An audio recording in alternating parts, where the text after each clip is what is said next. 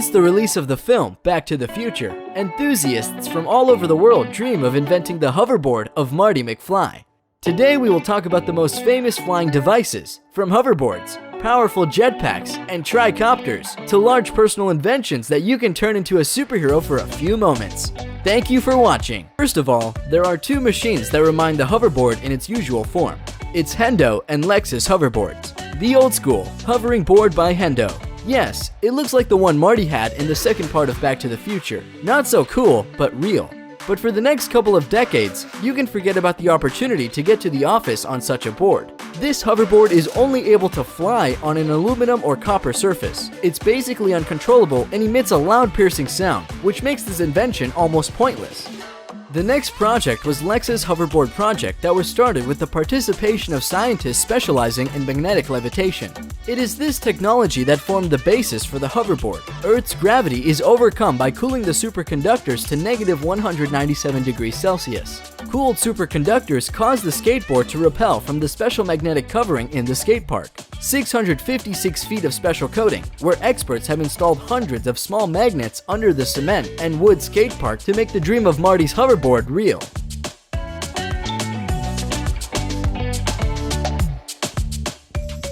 Now, we turn to the list of real jetpacks. And the first among all is Jetpack Aviation's JB9, that bills itself as the world's only jetpack. The device can carry a total of 10 gallons of kerosene and uses small-scale airplane engines mounted to each side that provides upward thrust.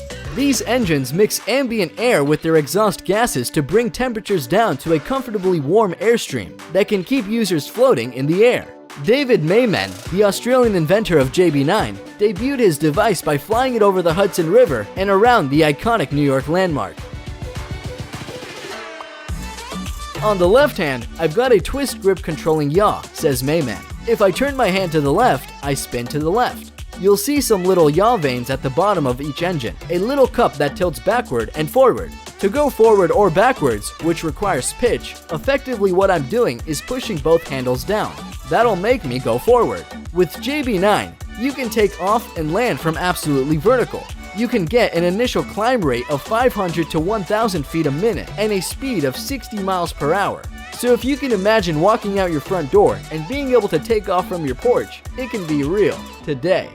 But pilot David Mayman and creator Nelson Taylor went further. In 2016, he presented the new jetpack JB10. David Mayman, the Australian pilot of the JB9, debuted his new JB10 by flying it over the Principality of Monaco. Powered with two engines that produce more than 1,000 horsepower, the new device can gain the horizontal speed of up to 120 miles per hour. JB10 can stay airborne for 15 to 20 minutes and reach altitudes of over 10,000 feet. Unbelievable for a device of the future. Unsurprisingly, all this gyroscopically balanced truck-sized vector thruster technology isn't cheap. Jetpack Aviation plans to start selling the JB10 in 2019, but to get your hands on one, you'll need to shell out about $250,000. Amazing real-life Iron Man suit that actually flies. Meet Richard M. Browning, the ex-soldier who's created an amazing working jetpack. What's it like to fly in a real-life Iron Man suit? According to the inventor of this incredible working prototype, it's like riding a bicycle in 3 dimensions. 38-year-old Browning has developed the suit in his garage in Salisbury over the past 10 months. Propulsion comes from 6 miniature jet engines, similar to those used in jet-powered model airplanes, which are mounted on the arms and the lower back. The suit can fly in most locations, Richard says. Despite being capable of flying at several hundred miles per hour and at thousands of feet, Browning is currently exercising a bit of restraint. Besides, flying like Tony Stark is not as simple as just strapping yourself in and jetting off. The suit requires an enormous amount of physical effort to control. Even for Browning, a dedicated triathlete, in order to fly, he must follow a strenuous workout regime. In a typical week's training, he cycles over 150 kilometers. He also runs 40 kilometers every Saturday morning, so it's really hard to be an Ironman. Jetpack by Yves Rossi. Yves, otherwise referred to as Jetman, is known to the world thanks to his flight on the reactive knapsack wing of his own invention. On May 7, 2011, Rossi reportedly flew over the Grand Canyon in Arizona. In October 2015, Yves and Vince Refit, wearing jetpacks, deployed from a helicopter flying at 5,500 feet, and flew in a choreographed demonstration with an Emirates Airbus A380, cruising at an altitude of 4,000 feet over Dubai, reaching the top speed of the 304 kilometers per hour, about 189 breathtaking miles per hour. For landing, he uses a parachute. Yves Rossi made many flights on his wings, including flying over the English Channel, over the Swiss Alps in the ranks with 2 Swiss Air Force fighters. Unbelievable jet man.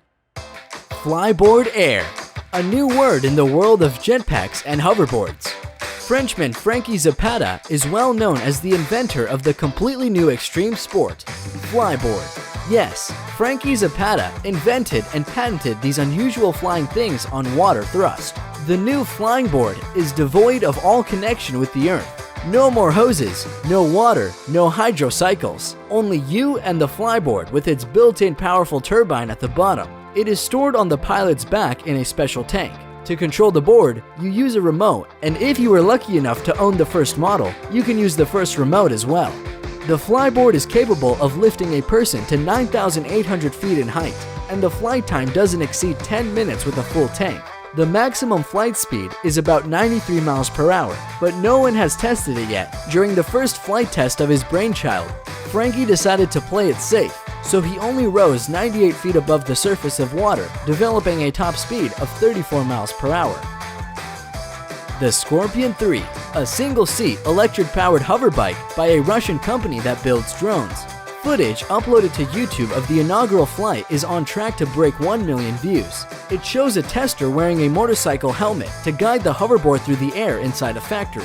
Though, don't expect a motorcycle's license or even a pilot's license to authorize you to ride one of these things.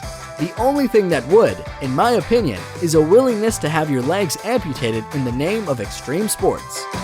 Flight, personal tricopter of the future.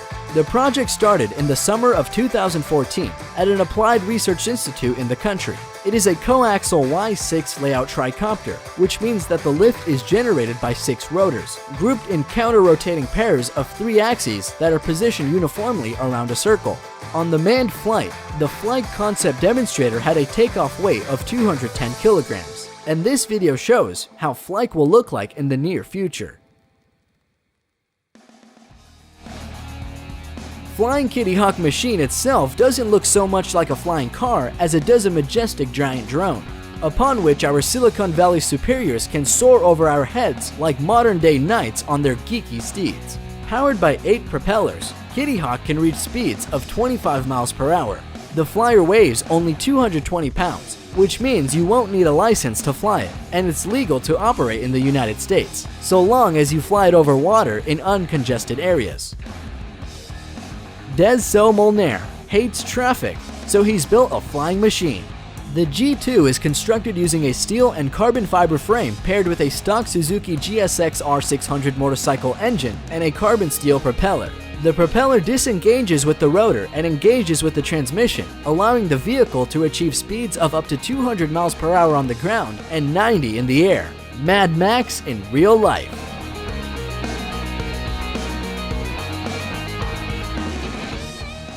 Arca board. Inspired by the same film, developers constantly propose new ways of construction flying gadgets. Unlike its predecessors, the Arca board is able to soar above any unruffled surface. Actually, it has a weird appearance. Arca board looks like a concrete slab. Arca Corporation deals with development and production of space rockets, so the basis for creating flying board is the energy created by the motors. The flight of the device provides 36 electric motors with a total power of 272 horsepower. These start the appropriate number of channeled fans. As a result, Arca board can raise a passenger up to 242 pounds and fly about 1.2 miles at speeds of up to 12.4 miles per hour. The resources of lithium batteries suffice a maximum of 6 minutes, and then the batteries need to be reloaded for 6 hours. Omni hoverboard. This hoverboard consists of 8 propellers, which lift it into the air. The device is made out of carbon fiber. Power engines, which produce a total power of about 40 horsepower, are carried out through 12 batteries. But unfortunately, this hoverboard can be in the air no longer than a minute and a half.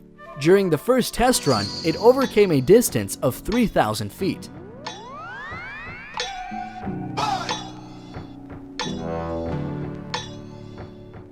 Flying Bike by Colin Furs. A levitating bike that does not fly as low as some previous models, but this design is worth the attention.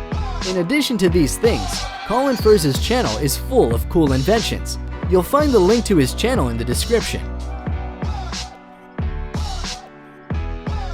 Our list is coming to an end, and it's time to chill with Hammock Drone. There is a rumor that it is just a well-executed VFX trick in a commercial for Dutch insurance company. Anyway, the idea is as simple as it is beautiful. It's a hammock that not only can move, but can float just about anywhere. While drones are poised to change the worlds of commerce and food delivery, perhaps we should be focusing on how they can change the world of luxury as well. Thanks to all for watching.